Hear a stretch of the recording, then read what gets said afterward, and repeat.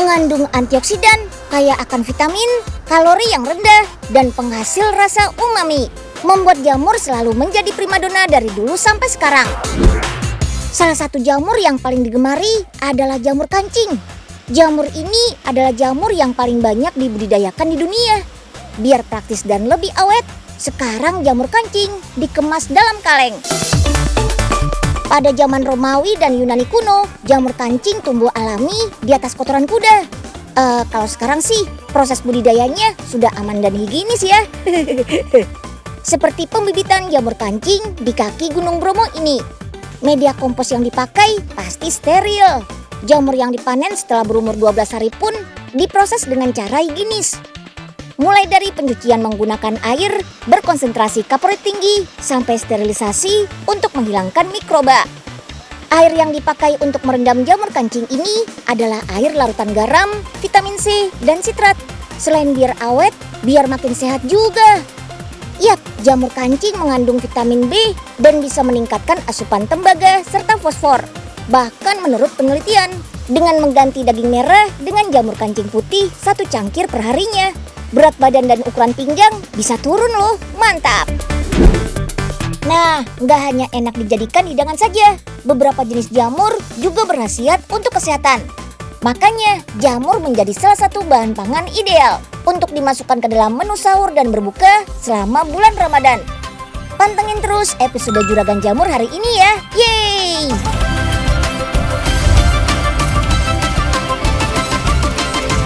Si Unyil, yuk kita kemon.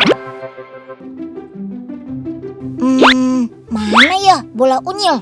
Tadi arahnya ke sini deh. Wah! Aduh, palanya sakit banget kena bola. Aduh. Wah, kenapa kamu? Maaf ya. Aduh, kena Udah bola ya. apa, Bu? Aduh, sorry. Bu Tisa kan? Iya, tahu aja. Bu Tisa mau ngapain di sini? Aku lagi panen jamur di sini. Wah, mau panen jamur tiram. Masih banyak yang harus kita panen. Wah, Unyil mau ikutan? Mau dong, Bu. Wah, nggak disangka nih, Unyil bisa ketemu sama Bu Ratu Tisha. Kalau Sobat Unyil suka mengikuti seluk-beluk persepak bolaan di Indonesia, pastinya sudah nggak asing lagi deh sama sosok satu ini. Yap, beliau pernah berkecimpung di Federasi Sepak Bola Indonesia loh, dan menjabat sebagai Sekjen PSSI pada tahun 2017 lalu. Dan dinobatkan sebagai wanita Indonesia pertama yang menjabat posisi tersebut. Wih, hebat kan? Sejak berhenti menjabat sebagai Sekjen PSSI tahun 2020 lalu, sekarang Bu Tisha punya kesibukan lain loh. Tapi yang ini nggak ada kaitannya sama si kulit bundar. Bu Tisha memilih menjadi entrepreneur di bisnis budidaya jamur tiram, yang salah satu kebunnya berlokasi di Ciawi, Jawa Barat. Saya sendiri pribadi sebetulnya dengan hal-hal yang berbau tanam menanam ataupun pertanian itu sudah lama ya berkecimpung di sana, karena memang hobi juga, dan dari kecil ayah selalu mengajarkan juga untuk dekat sama alam, jadi itu yang saya selalu bawa sampai dengan hari ini. Hasil panen jamur tiram di sini biasanya langsung dijual ke pasar tradisional, baik ke pasar di sekitar lokasi Kumbung atau pasar tradisional di daerah Jakarta. Nah, sekarang waktunya panen nih. Ternyata nggak boleh sembarangan loh, ada tekniknya. Kalau sudah bentuknya kayak gini, cara ngambilnya itu kita tarik semua. Tarik semua, Bu. Jadi harus keangkat semuanya. Jadi nggak boleh ada akar-akar yang tersisa, langsung kita ambil supaya mereka bisa tumbuh lagi.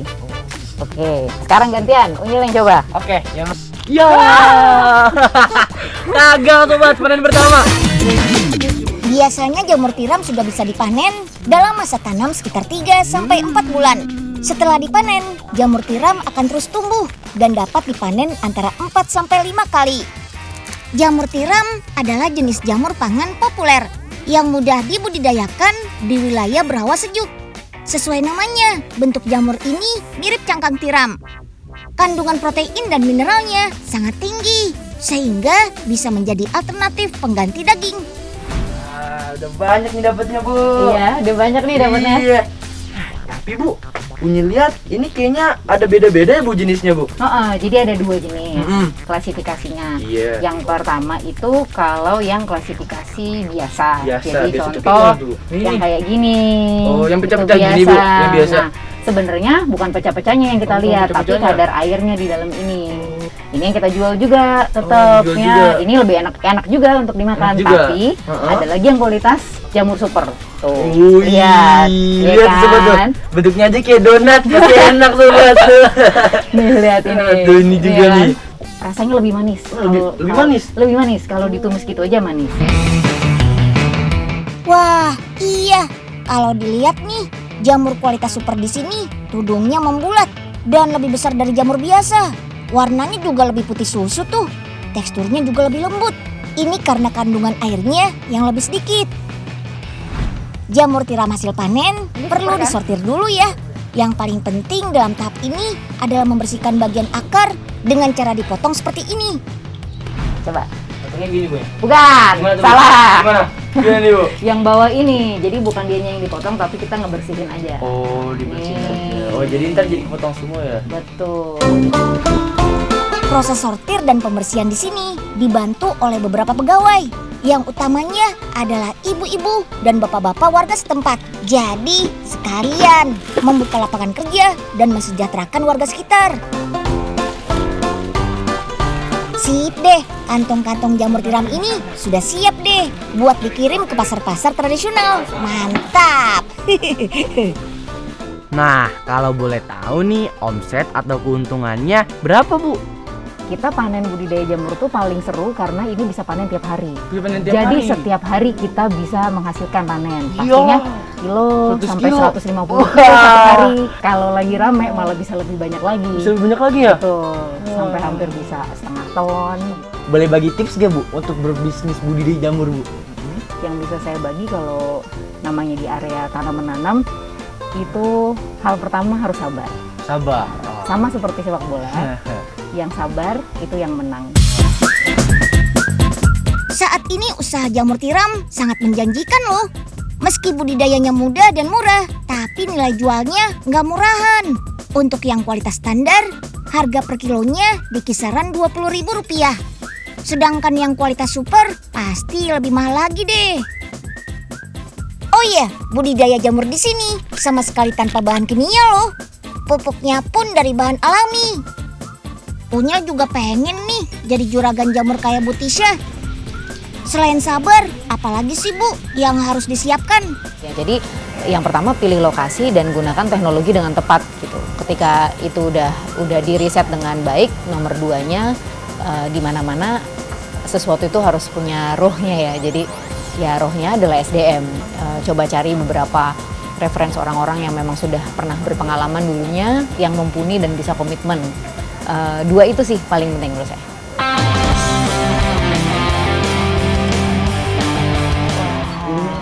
Uyil, ini ada oleh-oleh buat kamu. Makasih sudah berkunjung ke TV Farm. Makasih ya Bu. Sama-sama. Kita pergi Ayo. dulu. Dadah. Ini udah ketinggalan nih.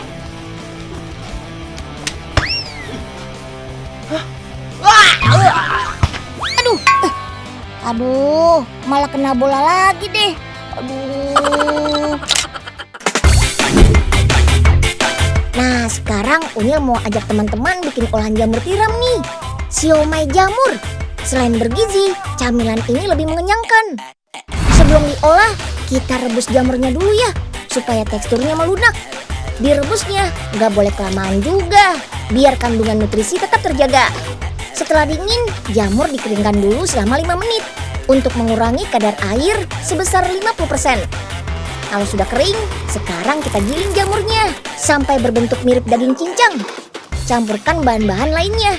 Ada wortel, daun bawang, bawang bombay, minyak wijen, penyedap rasa khusus vegetarian, dan oat. Aduk-aduk sampai tercampur rata. Terakhir masukkan tepung sedikit demi sedikit. Lalu uleni sampai adonan mudah dibentuk. Kalau teksturnya sudah pas, saatnya kita bungkus adonan deh. Bukan cuma dari kulit pangsit saja, tapi dari rumput laut juga loh. Kita kukus dulu yuk siomaynya. Untuk mematangkan siomay jamur, cukup 15 menit saja.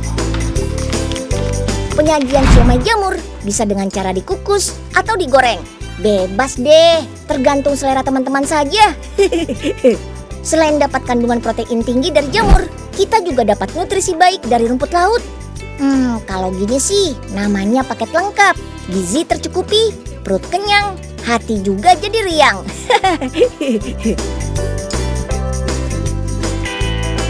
Unyil, yuk kita kemon. Penguat imunitas tubuh dan bisa meningkatkan kemampuan pernapasan, terutama bagi pengidap gangguan pernapasan. Itu dia manfaat dari jamur jenis Cordyceps militaris yang sempat hangat diberitakan sebagai penangkal COVID-19. Kita bisa mengkonsumsinya dalam bentuk kapsul. Cocok nih buat harus kembali menjalani aktivitas di luar rumah saat masa pandemi. Jamur ini sudah dikenal sebagai obat tradisional di berbagai negara Asia Timur. Tumbuh di pegunungan Himalaya dan dataran tinggi Tibet. Tapi di Indonesia sudah ada yang berhasil membudidayakan dengan kultur jaringan nih. Media penumbuh jamurnya adalah beras coklat yang berasal dari Cianjur. Beras coklat dikenal memiliki nutrisi tinggi daripada beras putih, mulai dari kandungan serat sampai senyawa mineralnya. Setelah itu, isikan beras sesuai takaran pada botol kaca media pertumbuhan jamurnya nanti. Beri air RO atau reverse osmosis sampai berasnya terendam. Lanjut ke proses pemasakan, sekaligus sterilisasi. Pemasakan ini dilakukan sekitar 1 jam dengan suhu 150 derajat Celcius. Setelah keluar dari autoclave, jadinya nasi yang sudah matang deh. Keesokan harinya bisa kita lanjutkan ke proses pembibitan. Bibit yang semula padat kita encerkan terlebih dahulu. Masukkan bibit cairnya ke setiap botol ya. Supaya pertumbuhan awalnya lebih maksimal, kita masukkan ke dalam ruang gelap dengan suhu di bawah 20 derajat dan kelembapan 80%. Kondisi seperti ini disesuaikan dengan pertumbuhan jamur Cordyceps di habitat aslinya, yaitu di dalam tanah. Siklus hidupnya begini nih teman-teman. Ngengat bertelur di rerumputan. Saat larvanya menetas, mereka bergerak ke bawah tanah. Terus, spora Cordyceps akan menyerbuki larva. Spora mulai menggigit larva yang keluar. Terus, sudah mulai tumbuh batang jamur. Nah, saat batang Cordyceps matang, dia akan menyebarkan jutaan spora. Spora Cordyceps ini akan kembali menyerbuki larva. Makanya, jamur ini dijuluki sebagai jamur zombie. Karena bisa menempel dan mengendalikan perilaku serangga. Daibak. Setelah penyimpanan di ruang gelap selama 1 minggu, sudah mulai muncul ragi nih. Yuk kita pindahkan ke ruangan kultivasi. Bersuhu di bawah 18 derajat Celcius dan kelembapan sekitar 85%. Bentuk pertumbuhannya juga mengikuti cahaya lampu. Kalau tidak sesuai, pertumbuhan jamur tidak beraturan. Makanya petugas di sini rutin melakukan pengecekan dan menjaga kesterilannya. Setelah seminggu, raginya berubah warna jadi kecoklatan. Seminggu kemudian, jamur tumbuh sekitar 1 cm. Minggu berikutnya, tumbuh sekitar 3 cm. Nah, setelah 2 bulan, baru deh bisa dipanen dan langsung dikeringkan untuk bahan baku kapsul. Bagian badan jamur sampai miseliumnya bisa jadi bahan baku obat loh. Nah, yang kali ini kita pakai miseliumnya ya. Masukkan ke mesin penggilingan dulu supaya lebih mudah diekstraksi. Bubuk Cordyceps ini lanjut kita ekstraksi dengan bahan pelarut. Sebelumnya kan masih ada serat dan patinya. Nah, pelarut ini berfungsi mengambil zat aktif seperti cordycepin dan adenosin. Bahan aktif ini bisa bekerja teratur dalam tubuh supaya imun tetap terjaga. Setelah menjadi cairan, kita masukkan ke mesin evaporasi. Di proses ini terjadi pemisahan antara zat aktif dan bahan pelarut. Zat aktif yang kita dapat, kita masukkan ke mesin pengering bersuhu 200 derajat Celcius. Hasilnya akan keluar jadi serbuk seperti ini nih. Serbuk inilah yang kita isikan ke dalam cangkang kapsulnya. Mesin ini sudah secara otomatis mengisi kapsul sesuai takaran, membersihkan cangkang kapsul dari sisa serbuk dan pengecekan logam. Selain bentuk kapsul, jamur dan miseliumnya bisa dikonsumsi langsung loh. Tenang saja, Dengan metode kultur jaringan yang steril, kita nggak perlu mencuci jamurnya kok. Kita ambil jamur langsung dari botolnya, terus seduh dengan air panas. Penggunaannya bisa sampai 4 liter air ya. Warna kuning bening saat diseduh ini adalah warna alami dari cordycepsnya ya, bukan dari tambahan pewarna.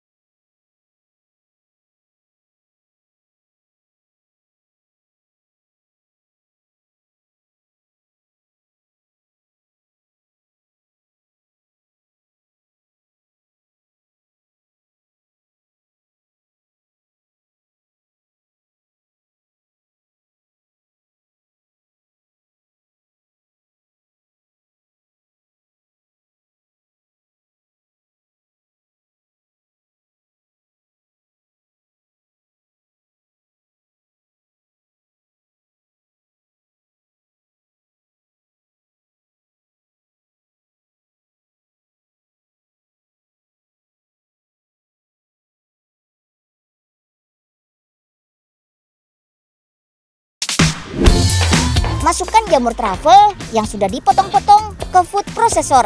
Tambahkan cincangan bawang putih dan minyak.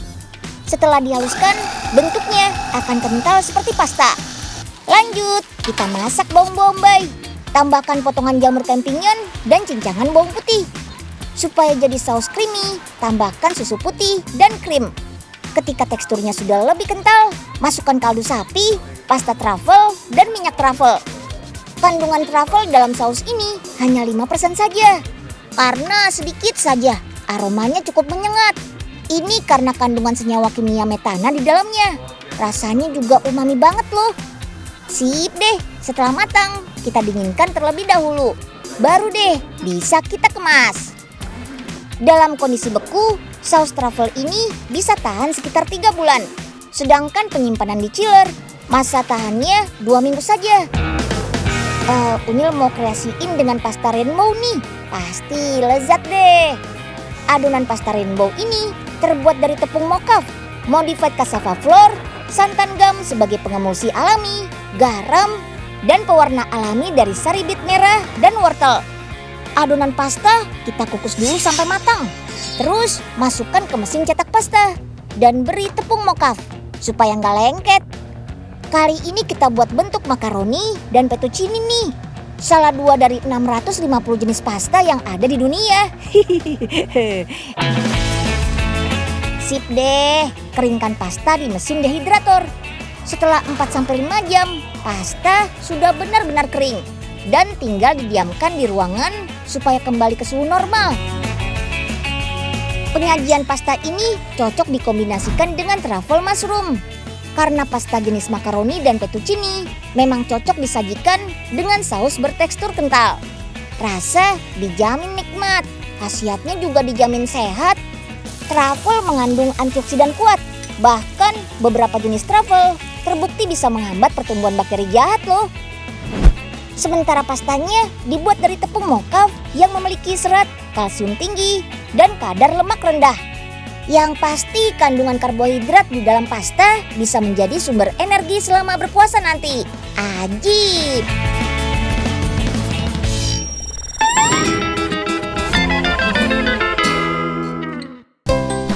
Halo Nyil, lagi pilih-pilih jamur ya? Iya nih Kak, Unyil bingung.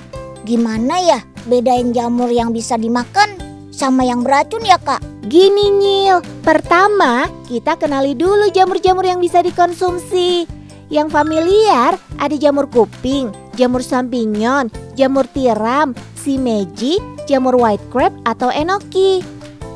Pastikan udah teruji keamanan pangan untuk dipasarkan. Kedua, meski nggak ada panduan untuk mengetahui kadar racun pada jamur, biasanya jamur beracun memiliki warna mencolok seperti merah, coklat, atau hitam. Ketiga, jangan pakai jamur yang berbau tidak sedap. dan warnanya coklat kehitaman. Terus, pastikan jamur nggak mengeluarkan getah saat dipotong juga, Nyil. Wah, terima kasih infonya ya Kak Arsa. Sangat membantu Unyil nih. Iya, sama-sama, Nyil. Sini, Kak Arsa bantuin pilihin jamurnya ya. Unyil, yuk kita kemon. Semoga tayangan hari ini bisa membuat teman-teman semua semakin suka jamur dan suka sama tayangan si Unyil ya. Nah, buat teman-teman Unyil yang akan menjalankan ibadah puasa, semoga ibadah puasanya berjalan dengan lancar ya. Sekalian nih, Unyil mohon maaf lahir dan batin. Sampai jumpa besok. Dadah!